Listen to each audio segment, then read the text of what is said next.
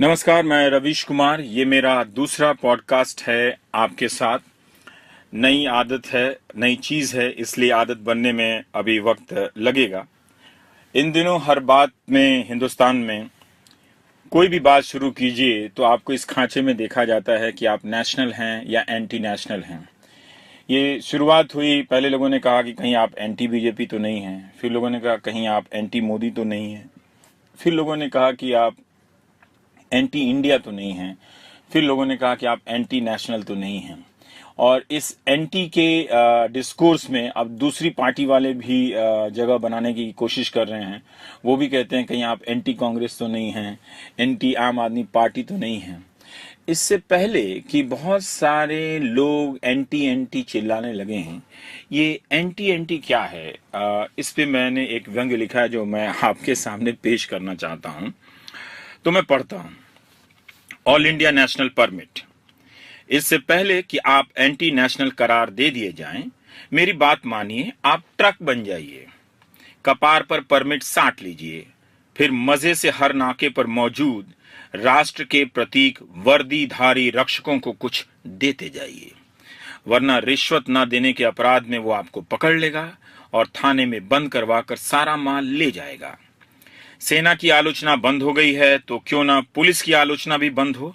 आखिर आलोचना बंद करवाने का पहला काम पुलिस ही तो करती है, इसलिए पुलिस के सम्मान में आलोचनाओं पर रोक लगा देनी चाहिए।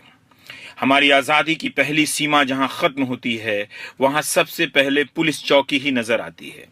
सूबेदार से पहले थानेदार ही तो आता है, जो एक रात के हाजत में जार जार कर देता है, तार तार कर देता है। अगर आप इसीलिए आप अपना नेशनल परमिट पहनकर चले, लक अपने आप ठीक हो जाएगा। जमाना खराब है, रास्ते में लोग एंटी नेशनल कहें तो परेशान ना हो। एंटी सोशल लोगों को आपने भी कम नहीं सताया है, उनकी कितनी बेइज्जती की है। अब उनका समय आया है कि वे आपको एंटी नेशनल कहकर बदला लें। एंटी सोशल भी तो इसी देश के हैं, क्या आपने कभी उन्हें सम्मान दिया? नेवर। पहली बार एंटी सोशल को नेशनल दर्जा मिल रहा है, उनका विरोध करने वाला ही एंटी नेशनल है। मैं प्रो एंटी सोशल हूं। आखिर कब तक समाज में गालियों को बदनाम किया जाएगा? बर्दाश्त की भी हद होती है। धन्य हो सोशल मीडिया का कि लोग यहां गालियां दे ही नहीं रहे हैं, लिख भी रहे हैं।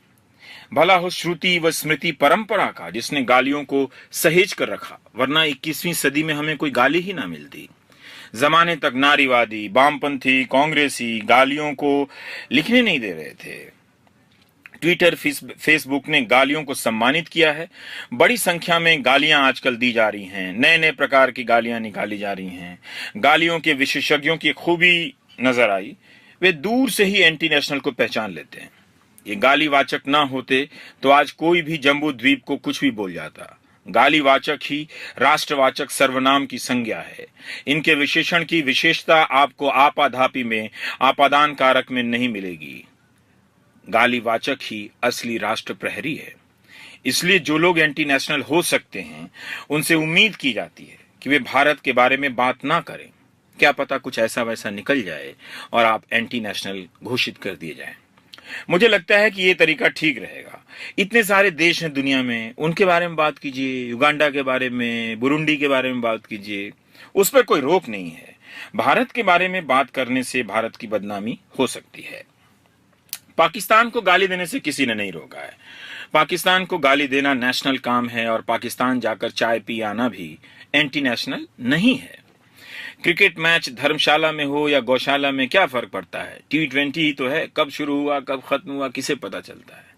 ब्रिटेन में भी ये बात पहुंचानी होगी।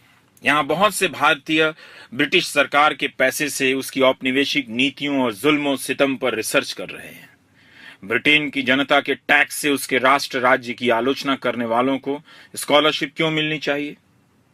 इससे भारत में ब्रिटेन की बदनामी हो सकती है। इसलिए जरूरी है कि भारत सरकार उन्हें यहां की अपनी जनता के टैक्स से स्कॉलरशिप भिजवाए। अच्छा नहीं लगता कि कैम्ब्रिज, ऑक्सफोर्ड और सोआस में हमारे छात्र ब्रिटेन के पैसे से पढ़कर ब्रिटेन की आलोचना करें। हमें दूसरे देश को धोखा देकर अपने देश की कथा नहीं बांचनी है, नहीं बेचनी है। वसुधैव कुटुंबकम के नाम पर हम पूरी दुनिया में कुटुंब बनकर रहने लगे, मेहमान बनकर चले गए। हमारे यहाँ तो कम ही कुटुंब आए। इसलिए हमारा नेशनल दायित्व बनता है कि हम जिसके यहाँ जाकर खा रहे हैं उसकी आलोचना अपनी किताब में ना करें। ब्रिटेन को सभी भारतीय प्रोफेसरों और रिसर्च स्कॉलरों पर अपने यहाँ के कानून के अनुसार एंटी नेशनल का केस चलाना चाहिए, जिन्होंने उसके पैसे, उसकी लाइब्रेरी, कॉलेज और सबसे बड़ी बात हॉस्टल का इस्तेमाल कर भारत का गुणगान किया है और ब्रिटिश साम्राज्यवाद पर प्रहार किया है। ब्रिटेन को दो काम करने चाहिए। पहले इसकी जांच करवानी चाहिए, फिर वहां टीवी पे बहस करवानी चाहिए कि भारत सरकार से बात कर क्यों ना उन प्रोफेसरों और शोध छात्रों को बुलवाया जाए, ब्रिटेन की जेल में बंद करवा दिया जाए। एंटी नेशनल भी कभी नेशनल था, इस नाम से कोई सीरियल नहीं बनेगा। नेशनल भी कभी एंटी नेशनल था, इस नाम से बनेगा। कम से कम इस कहानी में सकारात्मकता है, बदलाव है, पॉजिटिव एनर्जी है। इससे नेशन के नेशनल को ऊर्जा मिलती है। बात बात में मुकदमे हो रहे हैं, विरोधी की धनहानि हो इसके लिए मानहानि कर रहे हैं। एफआईआर दर्ज कराने का सेल सा बन गया है। हो सकता है कि कभी भी जेल जाने की नौबत आ जाए। इसलिए मेरा एक आइडिया है, अग्रिम जमानत अब मत लीजिए। एंटीसिपेटरी बेल की जगह एंटीसिपेटरी जेल की मांग कीजिए, ताकि आप में से संभावित एंटी नेशनल अपनी गर्मी की छुट्टियों में या स्टडी लीव की जगह जेल लीव लेकर जेल काट आएं, और बाद में जब कोई नई सजा हो तो उसी सजा में से अपनी सजा कटवाते रहें। 2 साल अगर काट आए हैं तो 3 महीने की सजा कटवाते रहें और मौज में मजे लेकर घूमते रहें। आज मुझे खुशी है कि तर्कों की ऐसी तैसी हो रही है। इन तर्कों ने मूर्खों का जीना मुहाल कर रखा था। आखिर विद्वता से पहले मूर्खता ही तो थी। जो पहले आया उसे कब हक मिलेगा? जो मूर्खता से टकराएगा वो चूर चूर हो जाएगा। विद्वता नहीं अभिशाप है, मूर्खों का सौतेला बाप है। ऐसे नारे लगेंगे तभी देश में जागरूकता आएगी। जागरूकता। अब से कोई भारत बंद का आयोजन नहीं करेगा। बीजेपी हो, लेफ्ट हो, कांग्रेस हो या इनमें से कोई भी ना हो, नन ऑफ द अदर हो, नन ऑफ द एबव हो। जो भी भारत बंद करेगा वो भारत की रक्षा के लिए सीमा पर तैनात सैनिक का अपमान करेगा। क्या सैनिक को भारत बंद की इजाजत है? नेवर।